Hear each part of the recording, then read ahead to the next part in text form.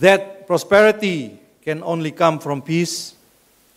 Peace comes from understanding, and understanding comes from engagement and negotiation.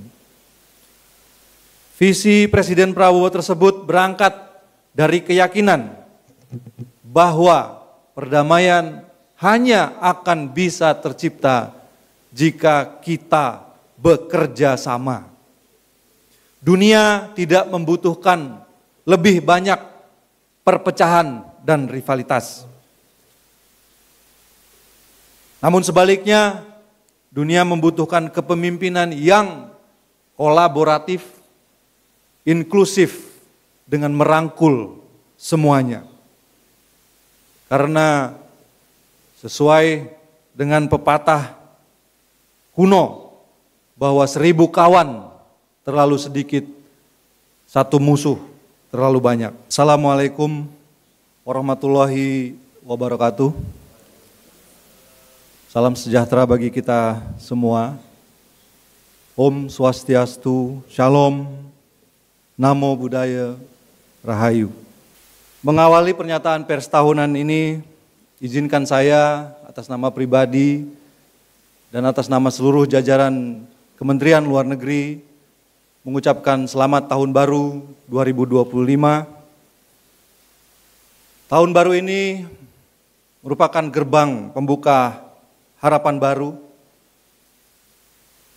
dan melalui komitmen serta kerja keras, Indonesia akan terus melangkah maju di tahun 2025 ini dalam upayanya untuk membawa perdamaian dan ketertiban serta kesejahteraan bagi dunia. Penghargaan setinggi-tingginya kami sampaikan juga kepada para insan diplomasi Indonesia atas kerja keras dan pengabdian luar biasa yang telah dilakukan selama ini. Pada kesempatan ini, izinkan saya juga untuk mengucapkan penghargaan dan terima kasih kepada Duta Besar Retno Marsudi yang 2 hari lalu beliau menyampaikan tidak bisa menghadiri acara ini karena sudah ada komitmen yang dibuat sebelumnya.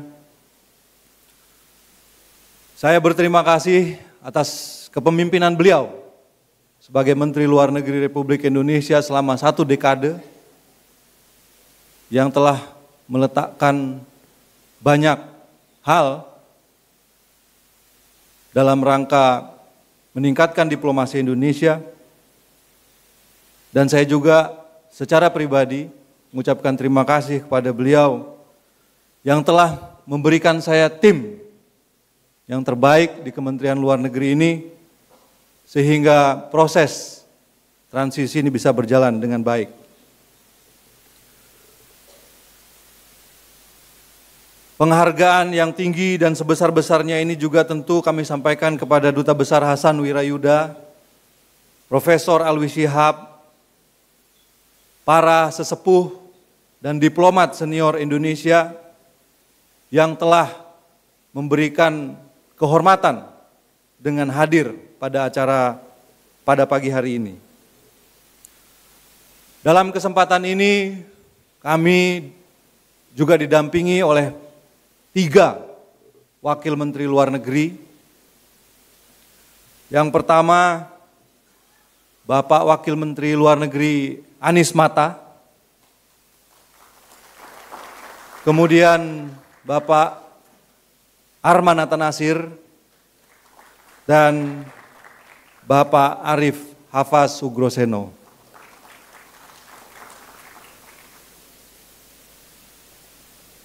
Bapak, Ibu hadirin yang kami hormati,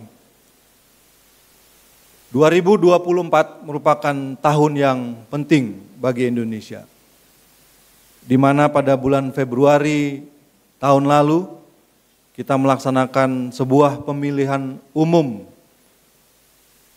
1 hari yang terbesar di dunia, yang diselenggarakan oleh negara demokrasi terbesar ketiga di dunia. Puji syukur kehadirat Tuhan yang Maha Kuasa karena pelaksanaan pemilu tersebut dan proses transisi pemerintahan yang mengikutinya berjalan dengan sejuk, baik, dan damai.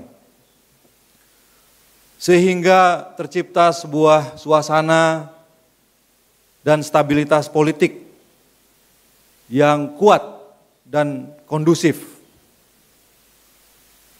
yang merupakan sebuah fondasi penting bagi keberlanjutan pembangunan nasional kita dan merupakan salah satu pilar perdamaian di kawasan. Sumbangsih Indonesia, sumbangsih pemilihan umum Indonesia yang berjalan lancar, aman, dan tertib, serta transisi yang berjalan mengikutinya merupakan sebuah sumbangsih besar bagi kawasan. Kendati demikian, Indonesia juga tidak imun terhadap berbagai tantangan, ancaman, dan hambatan ke depan. Di tahun 2025 ini banyak tantangan-tantangan yang strategis bagi pembangunan dan keberlanjutan pembangunan bangsa kita. Dunia dihadapkan pada berbagai krisis yang saling berkaitan atau polikrisis. Kita lihat dari Timur Tengah hingga Eropa, dari Afrika hingga Amerika dan Karibia, hampir tidak ada kawasan di dunia ini yang sepenuhnya terbebas dari konflik dan ketegangan. Di kawasan kita sendiri pun di Asia tidak luput dari berbagai ketegangan dan konflik yang bisa saja berkembang menjadi konflik yang lebih terbuka dengan rivalitas geopolitik yang semakin meruncing. Lebih dekat lagi, perang saudara yang mengakibatkan krisis kemanusiaan di Myanmar, termasuk memburuknya nasib pengungsi Rohingya yang memberikan dampak yang luas ke negara-negara tetangganya, termasuk Indonesia. Selain itu, di saat yang sama, dunia juga mengalami krisis iklim yang nyata. Yang jika tidak ada aksi-aksi yang dilakukan, suhu bumi akan naik di atas 1,5 derajat Celcius dalam beberapa tahun ke depan. Dunia juga mengalami tantangan krisis pangan, energi, dan air yang bisa memperburuk kondisi kerawanan global, mengancam keselamatan jiwa, dan memberi dampak yang besar pada perdamaian dan ketertiban dunia. Pesatnya perkembangan teknologi seperti kecerdasan artifisial juga selain memberikan fasilitas dan kemudahan bagi kehidupan manusia, namun di sisi lain juga bisa menjadi tantangan terhadap perdamaian dan stabilitas global. Oleh karena itu, perlu langkah-langkah yang optimal untuk memanfaatkan semua kesempatan yang timbul dari tantangan-tantangan tersebut. Ironisnya, di tengah berbagai tantangan, solidaritas dan kerjasama global justru memudar, di mana multilateralisme kehilangan daya, hukum internasional dan piagam PBB semakin tidak dihormati, arsitektur ekonomi dunia yang tidak lagi sesuai untuk menjawab tantangan zaman dan kebutuhan sebagian besar negara-negara global. Komitmen negara-negara pendiri sistem internasional juga melemah terhadap sistem yang sejatinya mereka bentuk. Semangat reformasi multilateral jalan di tempat, dan banyak negara yang enggan untuk memperbaikinya karena terus ingin mempertahankan dominasi dan status quo. Jika situasi ini dibiarkan, maka sistem tata kelola global bisa mati suri. Negara-negara berkembang akan kian terpinggirkan, bahkan bukan tidak mungkin konflik yang sifatnya global, terbuka, dan skenario terburuk termasuk perang nuklir bisa terjadi. Oleh karena itu, demi mengantisipasi kemungkinan-kemungkinan terburuk yang bisa berkembang, Indonesia berpandangan bahwa menghindari pertikaian adalah langkah pertama menuju perdamaian. Setiap konflik harus diidentifikasi dan ditangani sedini mungkin sebelum semua terlambat dan merembet menjadi konflik yang tidak terkendali. Bapak dan Ibu serta hadirin yang kami hormati, sejarah diplomasi Indonesia menunjukkan bahwa Indonesia tidak pernah tinggal diam atau sekedar menerima kenyataan yang terjadi dalam lingkungan strategis global. Mulai dari konferensi Asia Afrika di tahun 1955, kemudian terbentuknya ASEAN di tahun 1967, dari menggagas konsep negara kepulauan yang diakui dunia dalam UNCLOS 1982, hingga ASEAN Outlook on the Indo-Pacific di tahun 2019.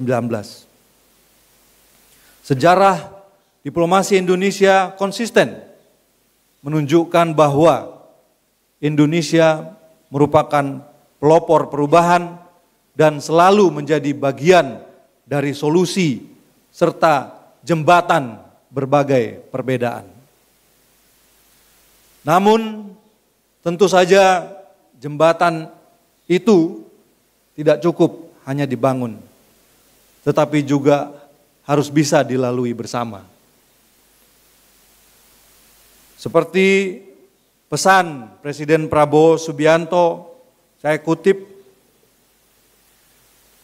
that prosperity can only come from peace, peace comes from understanding, and understanding comes from engagement and negotiation. Visi Presiden Prabowo tersebut berangkat dari keyakinan bahwa perdamaian hanya akan bisa tercipta jika kita bekerja sama. Dunia tidak membutuhkan lebih banyak perpecahan dan rivalitas.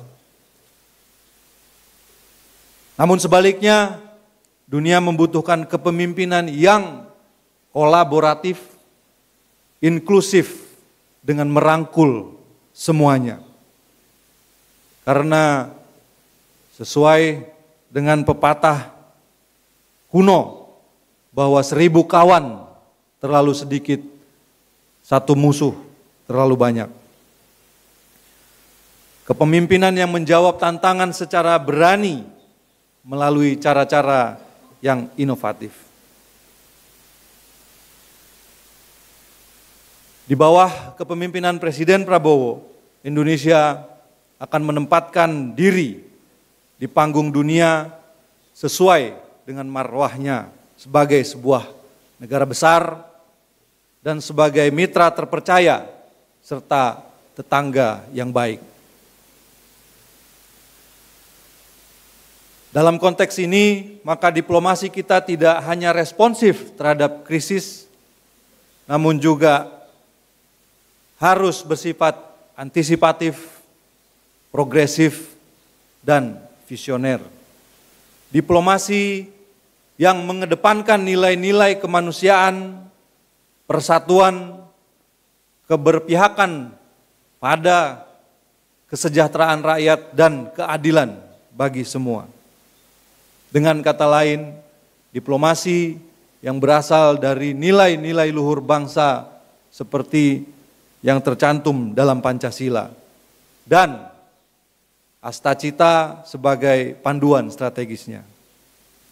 Ibu dan Bapak yang saya hormati, langkah-langkah konkret dan berani telah dan akan diwujudkan melalui diplomasi aktif yang dipimpin oleh Presiden Prabowo. Dalam berbagai pertemuan, Bapak Presiden dengan para pemimpin dunia tampak besar banyak harapan yang tinggi yang diletakkan kepada Indonesia untuk berperan lebih di panggung internasional. Seperti kita ketahui bersama, tugas saya sebagai Menteri Luar Negeri dibuka dengan mewakili Presiden Prabowo pada pertemuan BRICS Plus Summit di Kazan, Rusia pada tanggal 24 Oktober 2024. Di mana di sana Indonesia menyatakan keinginannya untuk bergabung dan masuk menjadi anggota penuh BRICS. Dan pada bulan ini Indonesia telah secara resmi bergabung menjadi anggota BRICS. Dalam kurun waktu kurang dari 3 bulan, para anggota BRICS sepakat untuk memutuskan dan menerima Indonesia sebagai anggota penuh. Di sini kita melihat bahwa Indonesia dipandang sebagai negara yang penting untuk bisa segera bergabung. Awalnya banyak pihak yang mempertanyakan mengenai keputusan Indonesia masuk sebagai anggota BRICS dan dianggap sebagai sesuatu yang melenceng dari prinsip politik luar negeri kita yang bebas aktif. Namun justru sebaliknya, keanggotaan Indonesia di BRICS adalah merupakan wujud dari politik luar negeri Indonesia yang bebas aktif itu sendiri. Karena keputusan ini bukanlah merupakan hasil kerja semalam, melainkan buah dari kiprah, konsistensi dan keteguhan diplomasi Indonesia selama puluhan tahun. Sebagai anggota BRICS, Indonesia akan memastikan untuk menjembatani kepentingan negara-negara berkembang dan kawasan Indo-Pasifik. Dan akan terus aktif mencegah meruncingnya persaingan geoekonomi dan geopolitik. Keanggotaan Indonesia di dalam BRICS bukanlah merupakan sesuatu kebijakan yang terisolir. Sebelumnya kita juga aktif di kelompok multilateral yang lain, seperti G20, APEC, IPEF, MIKTA, dan CPTPP. Dan sekarang kita sedang dalam tahap aksesi sebagai anggota OECD. Oleh karena itu, sekali lagi, bergabungnya Indonesia dalam BRICS merupakan sebuah wujud dari pelaksanaan politik luar negeri Indonesia yang bebas aktif. Ibu dan Bapak sekalian, sebagai negara merdeka dan berdaulat yang memiliki tanggung jawab konstitusional untuk menciptakan perdamaian dunia, maka diplomasi aktif Indonesia juga tidak akan pernah meninggalkan perjuangan Palestina. 460 hari kekejaman Israel di Palestina berlangsung, yang menyebabkan puluhan ribu warga Palestina tewas, jutaan lainnya mengungsi, dan angka-angka ini bukan sekedar statistik, karena setiap angka merepresentasikan nyawa manusia. Oleh karena itu, Indonesia terus berkomitmen untuk mendukung perjuangan rakyat Palestina, mengirimkan bantuan kemanusiaan, dan mendukung UNRWA. Indonesia berpandangan bahwa hukum internasional harus dipatuhi tanpa standar ganda. Bahwa Indonesia juga menyambut fatwa hukum Mahkamah Internasional dan mendesak akuntabilitas Israel di depan hukum internasional. Indonesia meyakini bahwa solusi dua negara harus diimplementasikan sesuai parameter internasional, di mana gencatan senjata dan negara Palestina yang merdeka adalah kunci. Dan apabila diputuskan oleh Dewan Keamanan Perserikatan Bangsa-Bangsa, Indonesia siap mengirimkan UN Peacekeepers. Di kawasan Eropa, perang di Ukraina juga menjadi perhatian Presiden Prabowo. Dan sejak awal beliau telah menyampaikan usulan, gagasan untuk menghentikan konflik di wilayah tersebut dan mendorong pihak-pihak untuk segera berunding guna mencapai kesepakatan perdamaian. Semua ini adalah esensi dari diplomasi Indonesia yang tidak hanya menjembatani, namun merupakan manifestasi dari kepemimpinan global Presiden Prabowo yang berani dan inovatif. Ibu dan Bapak yang saya hormati, adalah suatu hal yang mustahil jika kita berkeinginan menjadi pemimpin, apalagi pemimpin global, bagian dari kepemimpinan global, jika kita sendiri sebagai negara lemah. Oleh karena itulah mengapa kemandirian dan penguatan sumber daya nasional menjadi prioritas pemerintahan Prabowo Gibran. Hal ini juga termasuk lewat pelaksanaan program makan bergizi gratis yang diarahkan untuk meningkatkan kualitas dan investasi bagi masyarakat Indonesia, bagi manusia Indonesia. Karena suatu negara hanya akan dihormati dan disegani jika rakyatnya makmur, rakyatnya cerdas, rakyatnya sejahtera, dan ada keadilan di dalamnya.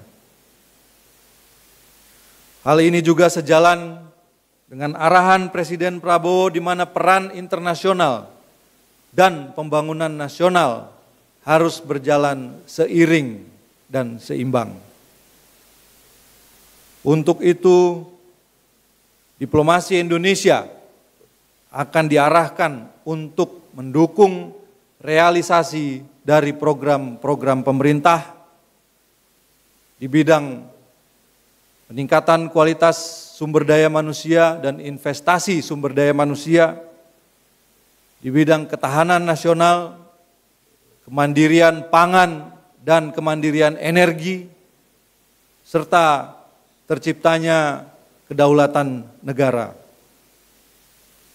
Melalui upaya-upaya menciptakan swasembada pangan, energi, pemenuhan kebutuhan air, ekonomi kreatif yang berlandaskan pada ekonomi hijau dan ekonomi biru.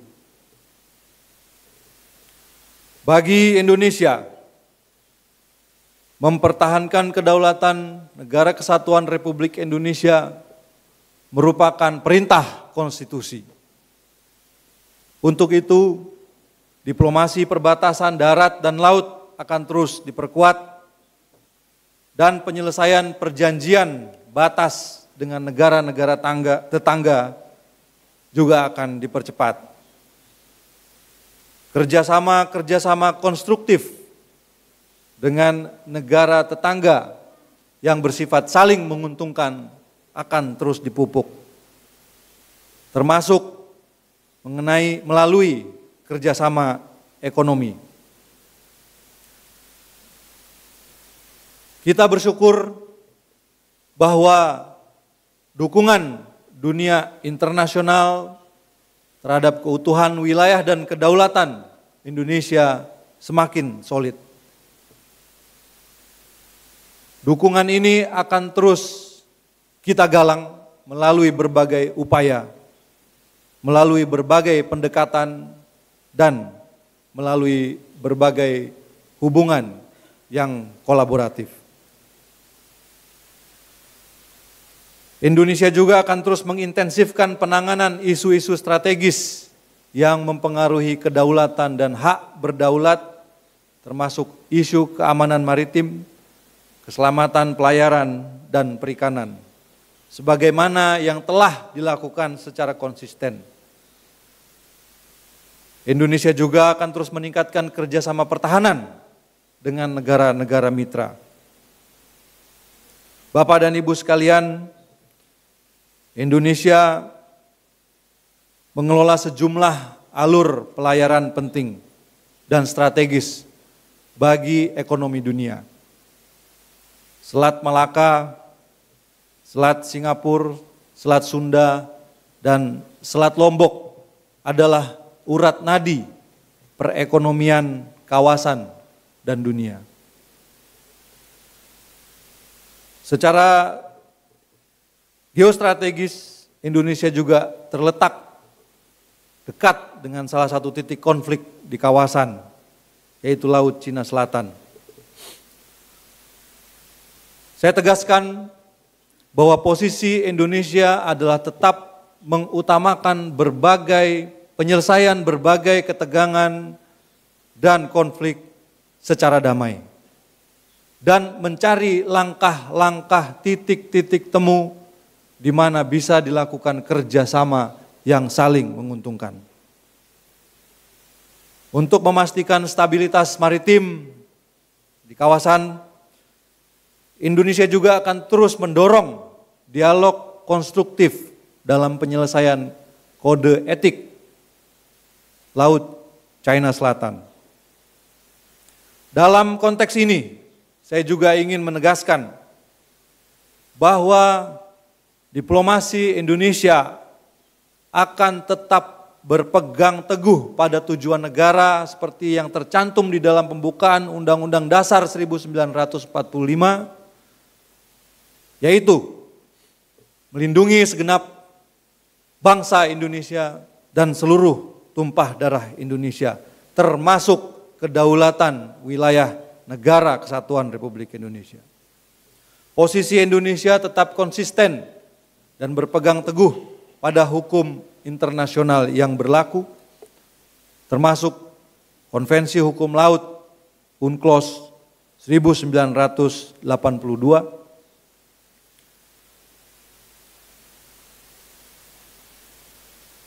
selain itu, ketahanan nasional juga perlu ditopang dengan ketahanan kesehatan. Dunia belajar bahwa pandemi COVID merupakan sebuah wake up call yang begitu keras bagi kita semuanya. Belajar dari pengalaman tersebut, diplomasi kesehatan Indonesia juga akan dijalankan secara komprehensif. Kita bekerja sama dengan semua pihak untuk meningkatkan dan memperkuat kapasitas sumber daya manusia kita, serta melakukan upaya-upaya untuk menciptakan kemandirian obat dan vaksin nasional. Indonesia juga akan terus memperkuat arsitektur kesehatan global yang lebih tanggap dalam rangka menjawab tantangan wabah penyakit dan pandemi di masa depan yang juga terus berkembang. Karena kita berpendapat bahwa isu kesehatan global sudah seharusnya merupakan bagian dari kepentingan kita bersama. Bukan menjadi faktor pemisah antar negara, di mana persaingan geopolitik tidak boleh menghalangi upaya-upaya kemanusiaan. Bapak dan Ibu yang saya hormati, Astacita juga memuat visi Indonesia yang ingin terus memantapkan supremasi dan perannya di tingkat global.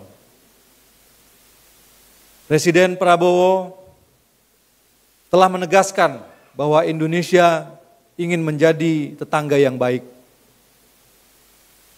Tentu saja sebagai tetangga hal ini bermula dari kawasan ASEAN.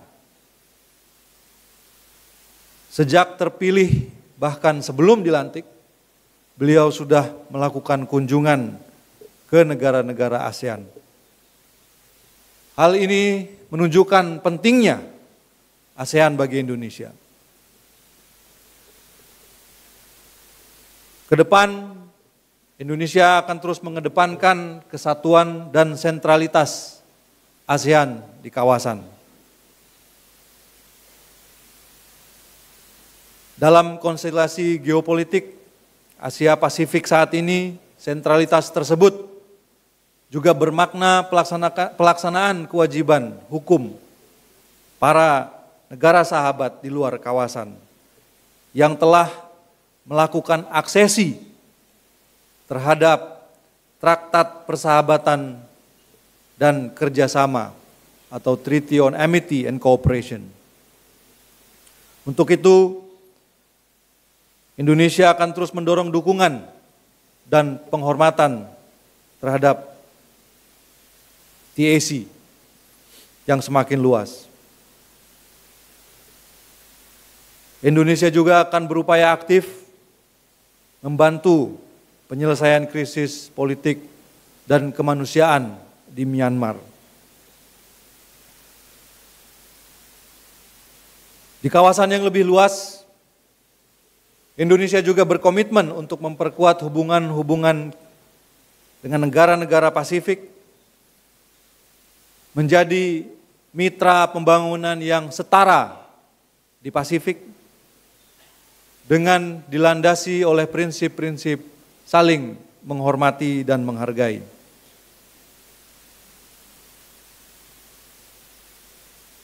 Sebagai bukti nyata dari pengaruh dan upaya Indonesia sebagai kekuatan penyeimbang secara global, sesuai dengan amanat konstitusi, Indonesia meneruskan tradisi sebagai negara pengirim pasukan ke UN Peacekeeping. Dan saat ini Indonesia merupakan kontributor terbesar kelima di dunia dengan jumlah 2.736 personil di 8 misi PBB. Pada kesempatan pernyataan pers ini, izinkan juga saya menyampaikan rasa bangga dan terima kasih terima kasih seluruh masyarakat Indonesia atas perjuangan dan pengabdian para menjaga perdamaian Indonesia yang tersebar di seluruh dunia. Saudara-saudara, merupakan perwujudan dari tekad Indonesia untuk aktif memelihara perdamaian dunia. Dan sekali lagi, untuk semua itu kami mengucapkan terima kasih atas perjuanganmu, atas pengorbananmu, atas keberanianmu, dan berharap semua misi tersebut bisa kembali ke tanah air setelah selesai menjalankan tugasnya dalam keadaan yang baik, selamat dan sehat, sehingga bisa berkumpul bersama keluarga dan melanjutkan tugas sebagaimana sebelumnya dilaksanakan. Indonesia juga akan berada di lini depan penggerak reformasi multilateral untuk mendukung dan memperkuat Perserikatan PBB, Perserikatan Bangsa-Bangsa, sehingga menjadi lebih fit for purpose. Termasuk arsitektur keuangan internasional yang tangguh dan inklusif, dan memberi ruang bagi kepemimpinan Global South sebagai kekuatan baru yang mewakili 85% penduduk dunia. Agar tata kelola global ini menjadi semakin relevan, di mana tidak ada dominasi oleh si kaya terhadap si miskin. Upaya mendorong reformasi ini terus dilakukan melalui keanggotaan aktif Indonesia di berbagai forum multilateral dalam rangka mendorong perubahan secara internal dari dalam organisasi tersebut. Indonesia juga on track dalam memenuhi capaian SDGs, termasuk isu-isu lingkungan dan transisi energi. Dalam isu iklim, Indonesia percaya akan pentingnya common but differentiated responsibilities, di mana bila disandingkan dengan negara-negara maju, negara-negara berkembang memiliki keterbatasan di aspek kapasitas, kemampuan, finansial, dan seterusnya. Dan untuk itu, kewajiban negara-negara terhadap perubahan iklim juga tidak bisa dipukul rata. Kami berpendapat bahwa negara-negara yang maju dan kuat harus membantu dan memberdayakan negara-negara berkembang dalam isu ini. Presiden Prabowo juga telah menekankan bahwa Indonesia memiliki komitmen penuh dalam merespon krisis iklim global dan melakukan upaya-upaya mewujudkan emisi nol karbon, termasuk melalui pengembangan pasar karbon yang berkeadilan. Ibu, Bapak, dan yang saya hormati, ekonomi makro Indonesia pada saat ini berada dalam suasana yang stabil dan terjaga. Proyeksi positif dari OECD dan Bank Dunia mencerminkan bahwa Indonesia memiliki ketahanan ekonomi di tengah ketidakpastian global yang terjadi dewasa ini. Stabilitas ekonomi domestik merupakan fondasi yang solid bagi pembangunan dan menjadi modal kuat bagi Indonesia untuk bisa terus berkontribusi aktif dalam upaya-upaya perdamaian dan kesejahteraan dunia. Visi Presiden Prabowo untuk meningkatkan pertumbuhan ekonomi dan mencapai pertumbuhan ekonomi hingga 8% dan mempersiapkan Indonesia menuju negara maju bukan sekedar ambisi. Ini adalah komitmen kita bersama.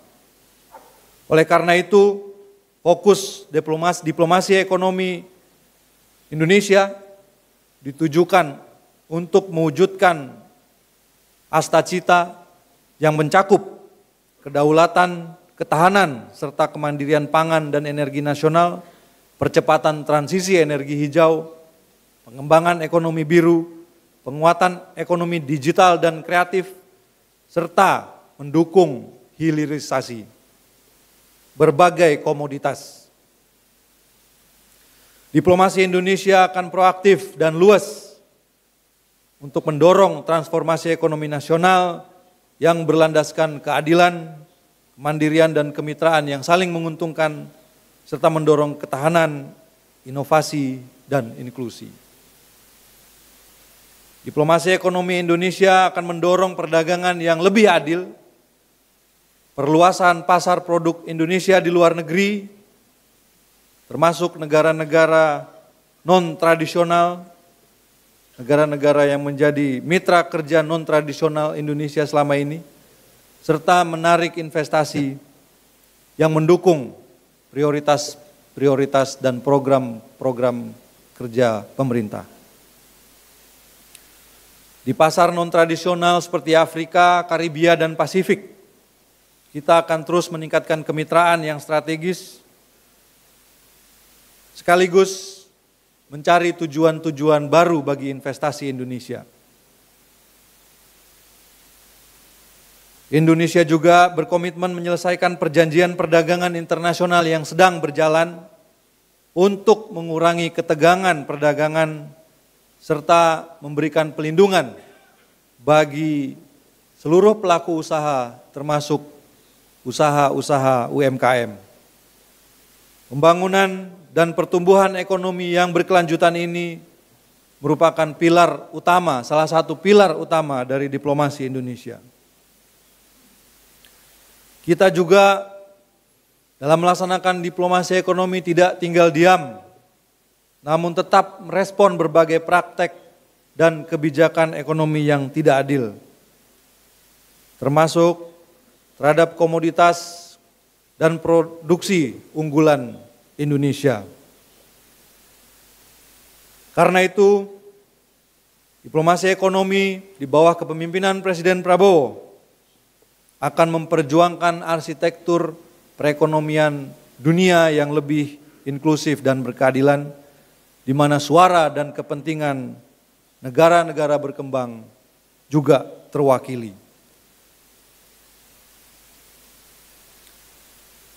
Hal ini di Kementerian Luar Negeri dilakukan melalui strategi diplomasi ekonomi yang inovatif, termasuk salah satunya dengan membentuk Direktorat Jenderal Hubungan Ekonomi dan Kerjasama Pembangunan sebagai upaya agar diplomasi ekonomi yang kita lakukan menjadi lebih terkoordinasi, lebih sinkron, sehingga ada keselarasan antara kepentingan politik luar negeri dan seluruh perangkat diplomasi yang ada di dalamnya.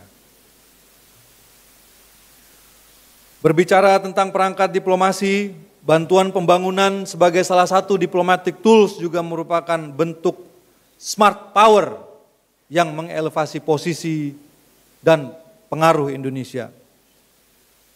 Kita melakukan hal-hal diantaranya pemberian beasiswa, kemudian peningkatan kapasitas dari berbagai aparat dan jajaran dari negara-negara tetangga kita, serta bantuan pembangunan yang diperluas untuk negara-negara Global South, termasuk di Afrika, Timur Tengah, Asia Pasifik, dan Amerika Latin. Ibu dan Bapak yang saya hormati, sebagai bagian dari upaya untuk melindungi segenap bangsa Indonesia dan seluruh tumpah darah Indonesia, maka setiap warga negara Indonesia dimanapun mereka berada harus merasakan kehadiran dan perlindungan dari negara. Hal ini juga termasuk para pekerja migran Indonesia di luar negeri. Kita berterima kasih kepada rekan-rekan pekerja migran di seluruh dunia yang di tengah berbagai tantangan mereka terus bekerja keras bagi keluarganya di tanah air. Untuk itu, isu pelindungan warga negara Indonesia di luar negeri merupakan sesuatu yang mutlak dalam diplomasi Indonesia dan menjadi salah satu prioritas dalam Astacita. Hal ini sudah dicontohkan oleh Presiden Prabowo, bahkan jauh sebelum beliau menjadi presiden, melalui tindakan nyata untuk membebaskan warga negara Indonesia dari ancaman hukuman mati. Meneladani contoh tersebut, Kementerian Luar Negeri akan terus memperkuat kebijakan-kebijakan terkait isu pelindungan warga negara Indonesia dan melakukan upaya-upaya yang sifatnya lebih antisipatif dibandingkan daripada hal-hal yang bersifat reaktif. Kita juga akan bekerja sama dengan kementerian-kementerian terkait untuk menciptakan suatu sistem pelindungan yang komprehensif, dimulai dari hulu sampai nanti pada saat para pekerja migran Indonesia ditempatkan di tempat bekerjanya masing-masing. Kita ingin menciptakan sebuah koridor migrasi yang aman hingga membentuk tim respon krisis yang salah satu buktinya telah kita lakukan, yaitu mengevakuasi warga negara Indonesia pada saat konflik di Suriah beberapa waktu yang lalu. Pemanfaatan mekanisme regional seperti ASEAN dan Bali Proses juga menjadi strategi untuk mengatasi kejahatan-kejahatan transnasional, termasuk penanganan isu-isu online scamming. Demikian pula halnya dengan peningkatan peran diaspora kita. Diplomasi kita akan menjangkau diaspora Indonesia di berbagai belahan dunia, dan pada kesempatan ini pula saya ingin mengucapkan terima kasih kepada lebih dari 8 juta jiwa diaspora Indonesia di seluruh dunia. Bapak dan Ibu merupakan aset strategis bangsa. Pemerintahan Presiden Prabowo mengajak Bapak dan Ibu para diaspora untuk bekerja sama membangun bangsa sesuai dengan kemampuan dan kapasitas masing-masing di berbagai medan pengabdian, dan kami kira inilah saatnya kita merubah brain drain Indonesia menjadi brain gain for Indonesia. Kita bertekad untuk menciptakan jaringan talenta global Indonesia dalam rangka membangun dan mencari inovasi-inovasi baru yang bermanfaat bagi perkembangan dan pembangunan bangsa dan negara. Terakhir, saya ingin menyampaikan bahwa visi Indonesia 2045 membutuhkan suatu postur diplomasi yang tangguh, yang sesuai dengan marwah Indonesia sebagai sebuah negara besar. Kita akan melakukan upaya-upaya untuk menjaga wibawa politik luar negeri Indonesia dan menunjukkan diri sebagai negara yang besar dan berdaulat di mata masyarakat internasional. Untuk itu, diplomasi Indonesia harus bisa beradaptasi dan tidak lagi terjebak dalam rutinitas. Hal-hal yang harus kita ambil langkah-langkah yang harus kita ambil dalam rangka memperkuat postur diplomasi, diantaranya adalah menciptakan infrastruktur fisik dan non-fisik yang memadai. Dan juga memanfaatkan diplomatic tools yang tepat untuk mencapai kepentingan nasional. Dalam menghadapi tantangan global ini, peningkatan kapasitas Kementerian Luar Negeri juga diperlukan dan kita membutuhkan diplomat-diplomat